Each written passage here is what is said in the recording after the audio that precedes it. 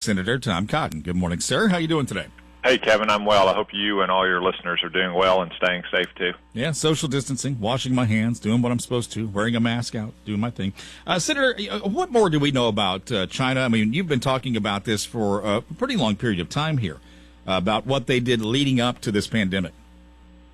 Yeah, there's reporting just in the past couple of days, Kevin, that highlights one point I've been making about China, which is that in December and January, before they shared the nature of this virus with the world, just how contagious it was, how deadly it was for so many people, they were hoarding personal protective equipment from all around the world. You know, China has a big share of that market, but it doesn't have the market cornered. But it was clear from the import and export data that China was trying to stockpile that. They were also manipulating the data by delaying it so the world wouldn't see that. And that was done not just for their own people, of course, as any government would, but also so they could then use it as leverage in the future, which is exactly what China has done over the last 3 months.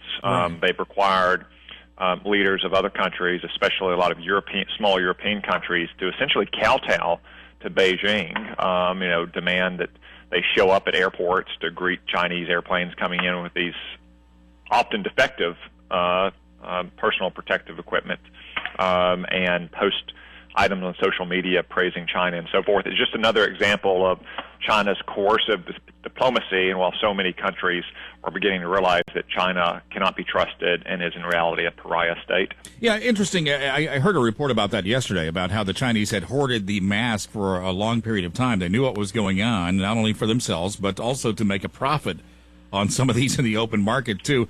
Maybe even had donations of masks given to them and turned around and sold those. Any truth to that? So, I think you can look at the timeline of what China knew and when they knew it and what they were importing, and then what they turned around later and started exporting, and say that China knew well in advance of when they told the WHO on New Year's Eve just how contagious and deadly this virus would be.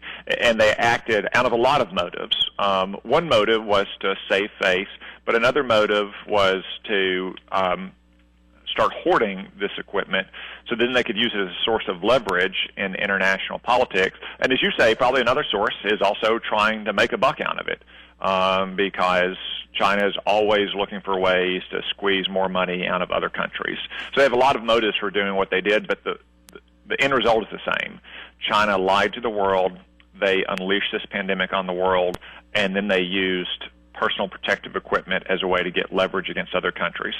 Senator Tom Cotton on News Radio 102.9 KARN. You've also been talking about the lab there in Wuhan, and you said that it could have been something that was man-made, this virus. And as I look at some of the things that happened and have talked or looked at some of the stories and followed along with the stories, the scientists have said, no, it looks like it was naturally occurring. Another theory coming out, though, that perhaps the virus wasn't man-made, but may have been studied in the lab in Wuhan and then somehow got out. Any idea about what's happening with that? Yeah, so Kevin, we need to be very exact about those two different theories. Those are two logically distinct things. The first is the point about the nature of the virus itself, and the question is whether it was genetically engineered or modified in any way. That is a very technical scientific question that scientists are still studying. Right now, the weight of scientific opinion says that no, this is a naturally occurring virus that occurs in a kind of bat and that likely jumped to humans. That is a logically distinct question from where it made that jump, when it first transmitted from an animal to human beings. And that is not so much a scientific question as a question of just looking at all the evidence available and making some reasonable judgments based on common sense. And as I've said now for several weeks, all of the evidence points to the two labs in Wuhan. No evidence whatsoever points to the food market in Wuhan. Now, all the evidence pointing to the labs is circumstantial.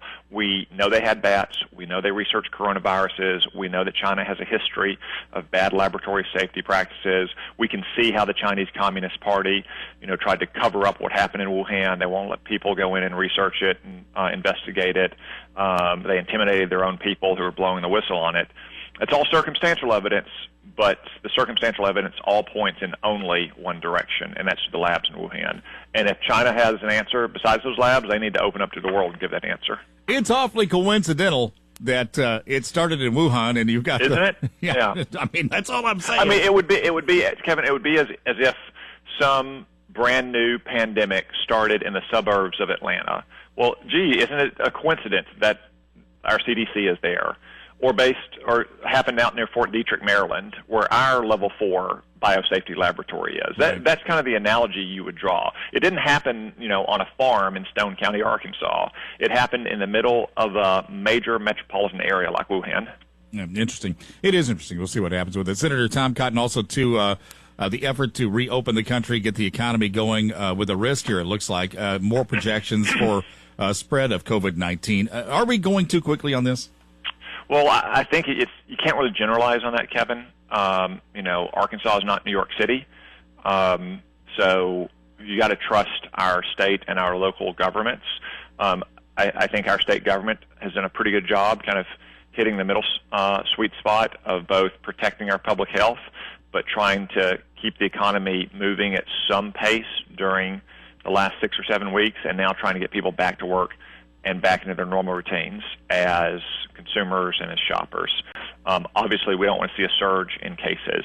Some other countries that were a few weeks ahead of us in being hit by the virus, and therefore a few weeks ahead of us on getting back on their feet, seem to be handling it pretty well, though. If you look at places like Austria, the Czech Republic, and Denmark, they seem to be handling this gradual reopening without a big surge in cases.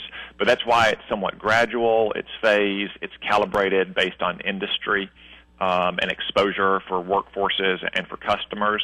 And I think if everyone continues to be responsible, maintains their distance when they're out in shops, washes their hands and so forth, don't touch their face, I think we can get people back into something more like normal, maybe not normal exactly, but more like normal, and not see a big surge in cases. I didn't want to touch my face until you mentioned that, so thanks. I appreciate it. Thanks for that gift. Senator Tom Cotton, good to have you on this morning. All right, thank you. All right. Hey, it's 7:49. Let's take a look at what's happening.